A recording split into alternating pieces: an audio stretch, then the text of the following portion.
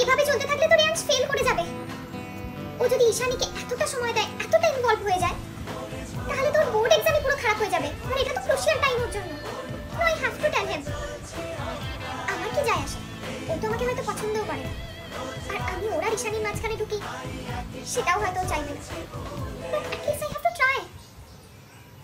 রেয়ান্স, can we talk for a moment? তুমি কেমন চলছে তোমার পড়াশোনা? শোনো, আমি সব শুনেছি। দেখো, আমি জানি নতুন নতুন সম্পর্ক তোমাদের, কিন্তু তুমি তো ক্যারিয়ার থেকে ফোকাস উঠিয়ে দিতে পারো না, তাই না? পড়াশোনা তো তোমাকে করতেই হবে। জাস্ট দুটোকে ব্যালেন্স আউট করো।